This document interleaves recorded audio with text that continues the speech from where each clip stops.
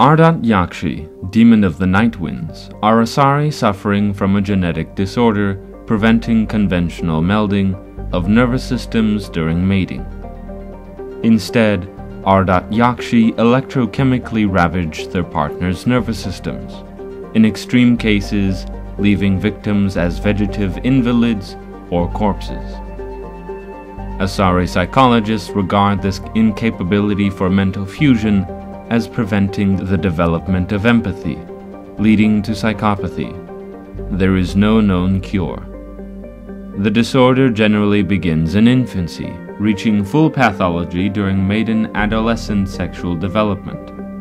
While seductive and sexually driven as other Asari, Ardat Yakshi are congenitally sterile. Ancient Asari mythology held Ardat Yakshi as gods of destruction, depicting them as villains of countless legends and as the anti-heroes of numerous Asari epics. Contrary to popular belief, Ardat Yakshi are neither extremely rare nor are they all murderers. Most cultivate and discard countless exploitative or abusive relationships during their lengthy marginal lives. Despite rumors of Ardat Yakshi syndicates, by nature, Ardat Yakshi are incapable of long-term cooperation. As a disproportionately wealthy species, Asari employ their economic reach and media ownership to hide the Ardat Yakshi pathology from the galactic community, while placing most Ardat Yakshi in monitored work programs or seclusion. Only the most aggressive cases are sentenced to sanitaria and prisons, or the execution lists of justicars. Asari have a robust cellular regenerative system.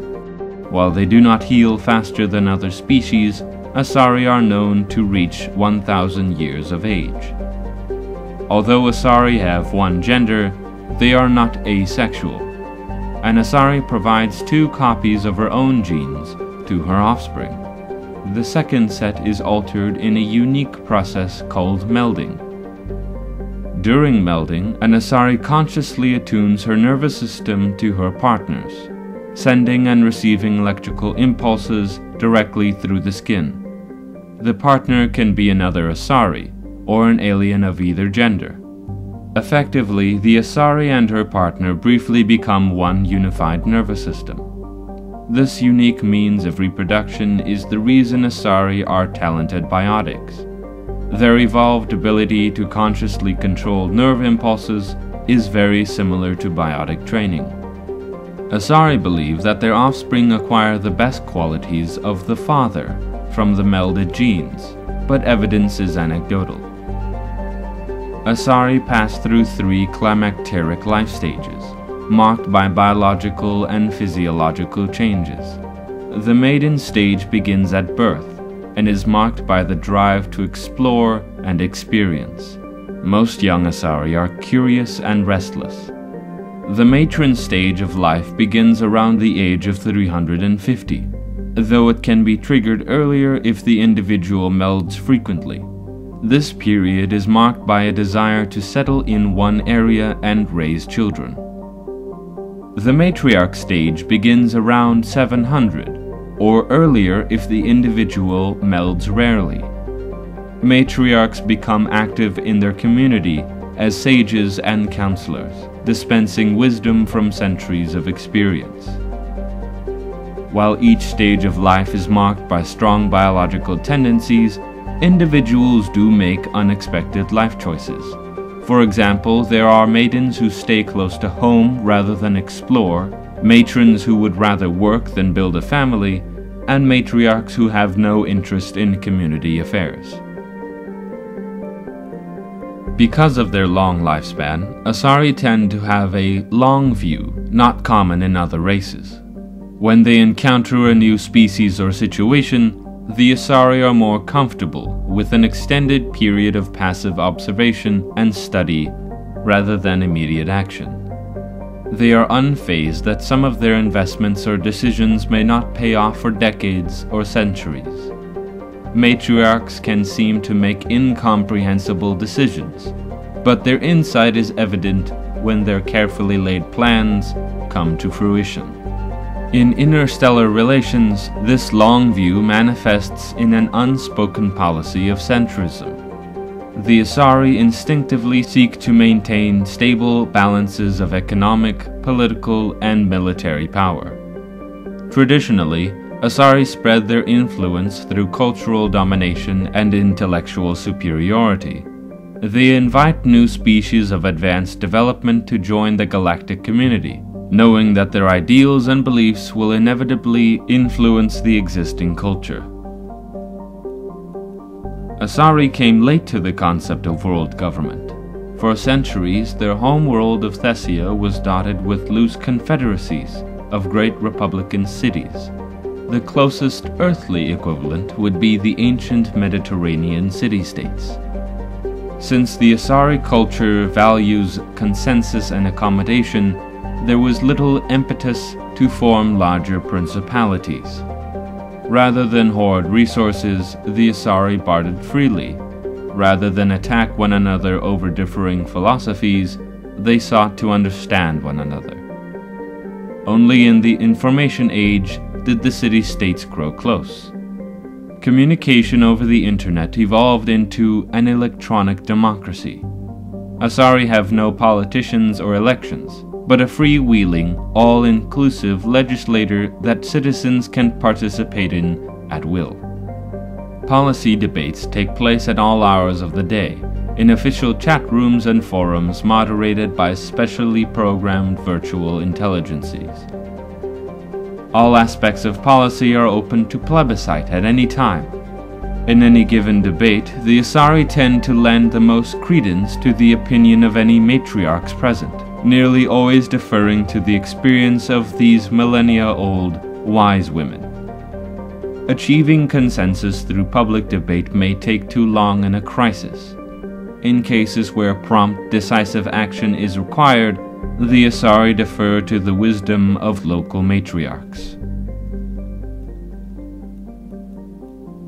Despite the refinement and sophistication of Asari culture, criminality remains a fact.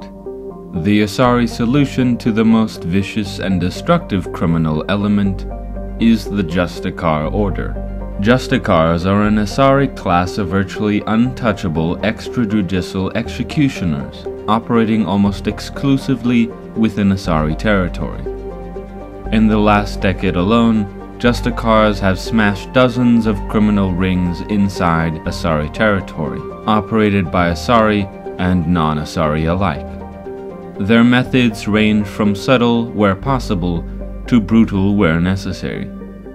Trained for extreme strength, biotic capacity, resourcefulness, asceticism, and ruthlessness, the fanatical Justicars are romanticized and feared throughout Asari society. Although Justicars generally work alone, their effectiveness arises from the huge body of knowledge they can access. Any Asari who enters the ranks of Justicars have already spent centuries in a combination of criminal investigations, military intelligence, and combat experience. The collective body of Justicar knowledge exceeds even that of the Spectres. Justicars tend to be independent, requiring little help, but also scorning it since such advanced skill and experience usually travels with a powerful ego. The conflicts presented by such arrogance prompted the Justicar order to develop the Oaths of Subsummation. The oaths pledge protection of the innocent, the punishment of the guilty, and the defense of common law and the norms of Asari society. The effects of the oaths are conservative, ensuring that Justicars respect the existing distribution of Asari power rather than staging a coup to rearrange society according to the Justicar satisfaction. Nevertheless, the possibility of such an attack is a source of anxiety and counterintelligence among the Asari elite. Of all the pledges, the third oath of subsummation is sworn the least of any of the oaths. Requiring a Justicar to swear loyalty that overrides the dictates of even the Justicar code, The third oath is usually invoked in matters where even the black or white thinking of Justicars is forced to concede the existence of gray. The Asari military resembles a collection of tribal warrior bands with no national structure. Each community organizes its own unit as the locals see fit and elect a leader to command them. Units from populous cities are large and well equipped, while those from farm villages may only be a few women with small arms. There is no uniform. Everyone wears what they like. The Asari military is not an irregular militia, however. Those who serve are full-time professionals. The average Asari huntress is in the maiden stage of her life, devoted 20 to 30 years to studying the martial arts. Asari choose to be warriors at a young age, and their education from that point is dedicated to sharpening the mind and body for that sole purpose. When they retire, they possess an alarming proficiency for killing. Huntresses fight individually or in pairs, depending on the tactics preferred in their town. One-on-one, a huntress is practically unbeatable, possessing profound tactical insight, a hunter's eye, and a dancer's grace and alacrity. Biotics are common enough that some capability is a requirement to be trained as a huntress. Lack of biotic talent excludes a young Asari from military service. While fluid and mobile, Asari can't stand up in a firestorm the way a Krogan, Tyrian, or human could. Since their units are small and typically lack heavy armor and support weapons, they are almost incapable of fighting a conventional war, particularly one of a defensive nature. So Asari units typically undertake special operations missions. Like an army of ninja, they are adept at ambush, infiltration, and assassination, demoralization, and defeating their enemies through intense, focused guerrilla strikes. As the popular Turian saying puts it, the Asari are the finest warriors in the galaxy. Fortunately, there are not many of them. The pantheistic mainstream Asari religion is Sayari, which translates roughly as all is one. The faithful agree on certain core truths. The universe is a consciousness, every life within it is an aspect of a greater whole, and death is a merging of one's spiritual energy back into the greater universal consciousness. Sayaritists don't specifically believe in reincarnation. They believe that spiritual energy returned to the universal consciousness upon death will eventually be used to fill new mortal vessels. Sayari became popular after the Asari left their home world and discovered their ability to meld with nearly any form of life. This ability is seen as proof that all life is fundamentally similar. Sayari priestesses see their role as promoting unity between the disparate shards of the universe's awareness. Before the rise of Sayari pantheism, Asari religions were as diverse as their political opinions. The strongest survivor of those days is the monotheistic religion worshipping the goddess Athame. Like the Asari, the goddess cycles through the triple aspects of maiden, matron, and matriarch.